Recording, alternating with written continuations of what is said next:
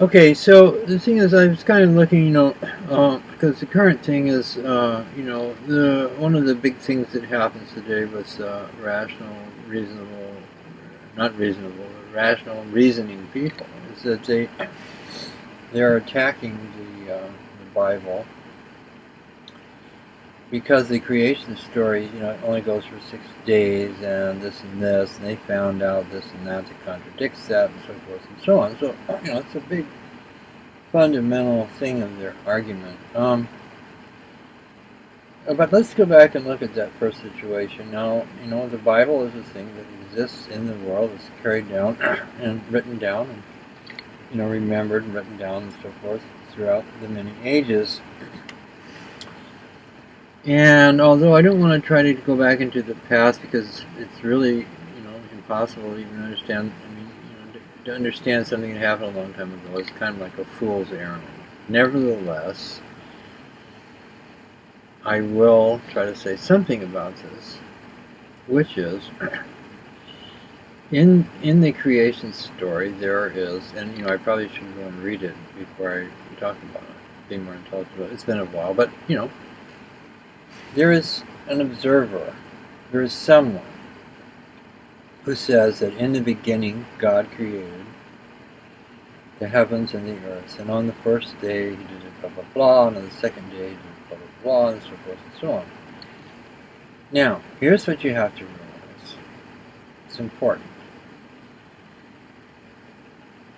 God was moving a human being at that time to speak. That human being was not somebody who knows what we know today. They knew very little outwardly. They knew things about days and nights, and they knew things about, this and that, kind of simple things that they knew. Here was the firmament, the sky. Here was the earth and the sea. These were things they could comfortably relate to. So the person that God was moving to speak about the creation was a simple, in our terms, mentally and so on, was a simple person. So God doesn't want to disturb people's feelings, so, he's not going to, it's like you start talking over your head, you get very uncomfortable. So he said that in the beginning, he made this person, as far as we know, this was something that was transcribed and survived, so there's a pretty good chance it's a very strong thing, and it's in the Bible. In the beginning, there was, well, I'll tell you what, let's just look at it. I have a copy of the Shadow Bible, which is probably, I think, it's like one of the best ones because it has all the, Aramaic translations. It starts out, God created the heavens and the earth in the very beginning. So that kind of suggests that, well, like that, in the very beginning, there's no time involved. It doesn't suggest time. It doesn't say, like in the very first part of everything. It's in the beginning. Beginning is a process. It doesn't mean, it means like right now. And the earth was without form and void, and darkness was upon the faces of the deep. On the face of the deep. So in other words, kind of saying, there was nothing. It was dark and there was nothing. There was no light. And the Spirit of God moved upon the face of the water. Now, right away, here we're going to have a problem because, say, well, the face of the water. But the water is like an essence. There's an essence of water. Not water itself, but the essence of water. And from that, moved on the face of the water, we can see that he's creating something out of that essence. Obviously, if the earth was void, so on, and so forth, but he took this essence, and God said, "Let there be light," and there was light. So this indicates that without using any tools or without any time passing, he simply willed for it to be, and there it was. Okay? Light. So light, we know, is kind of an energy thing, isn't it? It's energy of sorts. God saw that the light was good, and God separated the light from the darkness. Now, that statement there, kind of wonder about that, not sure about that. Maybe that's what the guy said, or maybe somebody else added that. It can't, yeah, and it looked good to me, you know. Maybe, okay. And God called the light day, and the darkness he called night. So now it's all kind of getting to be, at first it's so pretty, yeah, sure, that makes perfect sense. But then what are you going to say? And God said, let there be a firmament in the midst of the waters, and let it divide the waters from the waters. Waters, again, here is obviously an essence of some kind. So we don't really know what he's talking about. And God made the firmament and divided the waters, and there were under the firmament from the waters that were above the firmament, and it was so. So kind of two different realms looking at above and below and so on. It's getting already very difficult to understand. And God called the firmament sky. There was evening, blah, blah, blah. So the guy keeps kind of relating back to, it's hard to know what all this stuff means. And God called, and then God said, let the waters that are under the sky be gathered together in one place, and let the dry land appear, and it was so. Again, just hard to say. God called the dry land earth, okay, and the gathering together of the waters called seas. God saw that it was good. So here's a kind of interesting thing, because wasn't Adam got a name? I don't know. Names. We're having a lot of names here already. So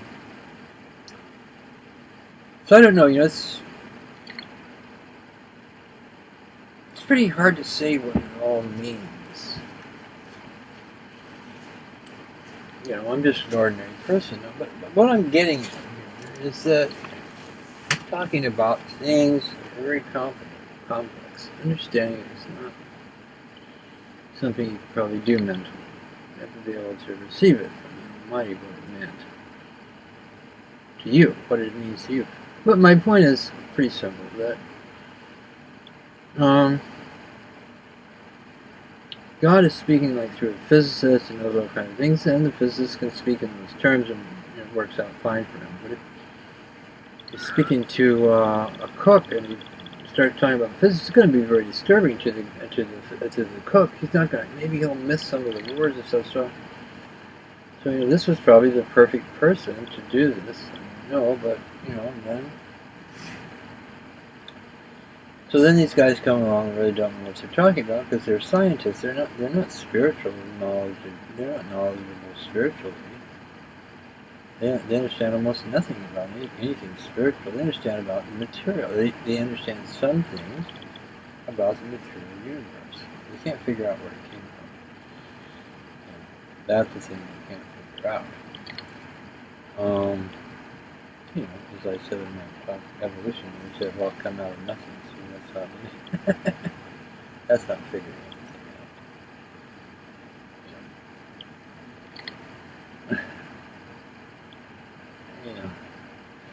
anything out. Then they criticize. So really, I'm just going to cut this short because it seems pretty clear what's going on here. It's the people who don't know what they're talking about, don't know how to understand, realize what these words mean, like what waters means. Waters above the firmament, below the firmament. Now, what does that mean? See, so it has to be some kind of essence, doesn't it? It's not water. Is there, up over heaven somewhere, there's a whole lot of water up there? Give it up. I'm trying to understand it. It's time for you. You're being developed and has lots of capacity. Probably 5 beings. I don't know. 5 beings. might understand those things. Um, you know, but it is a kind of a witness to something, isn't it? So I don't want to get into trouble here because I said something the other day and I got back to it. So I'm pretty careful. I'm trying to be pretty careful with what I'm saying.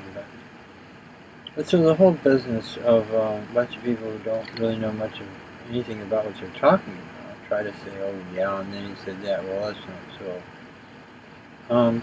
Have you ever had an argument like that with your wife? Somebody say something to her, or your husband, say something to him, and you mean something pretty fine and pretty explicit, and they don't get it, and so they think what you mean is something else. And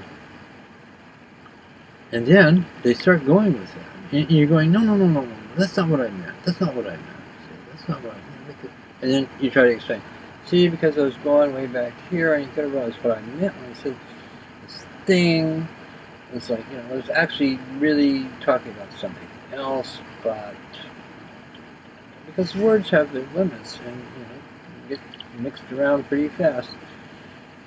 But by now your wife or whoever's walked out of the room because she won the argument, because she assumed, she misinterpreted what you were saying, and then she said, what a stupid thing to say. See, I'm sure if you're a guy you must have experienced this. Well, you're seeing the same kind of thing going on. A bunch of people in science who don't know anything about spiritual matters and trying to talk about it and say that they did. It's just silly. I'm not going to waste any more of my time with it. Just a note, there you go. Okay, so now I'm kind of, I'm really edgy here. I'm edging on this because it's kind of against my better judgment in a certain way, because, we're talking here some more about this Bible, and the thing is, my whole gift that God gave me, is about my own experience. I don't need to, I don't have to get anything necessarily from a book, but I have my own experiences, and it comes from within. I gradually start to understand things in my own nature, and it's wonderful. But so I make it a rule not to kind of try to figure things out from a long time ago, and I'm kind of breaking my rule right now. And the reason I'm doing it, though, and I'm kind of taking a chance, so I gotta be careful here, because I'm just an ordinary person. I only just know so much, and the reason I'm doing it is because of all the talk that's going on these days and stuff. People, kind of, talking, about the Bible in a way that's not good, and not maybe having much. So anyway, I was kind of reading this first couple pages of Genesis. Whoa, it's quite something. And it's a pretty broad deal, and I'm trying to kind of understand, a little bit about what's going on here. There's a couple of things that struck me I thought kind of worth passing on, might be useful to some people. And that is, like I say, I'm not going to say that I know these things, but it's pretty clear that a person, a human being living on the earth, was, God moved that person to speak and explain to that person some information about the creation of everything. Now, let's be realistic. We know that people in the past, long time ago and so on, we think we know, and there seems to be a lot of evidence that, whatever their inner condition and the state of their souls was, we don't know. We know that outwardly they didn't know much like we know today, about things and every little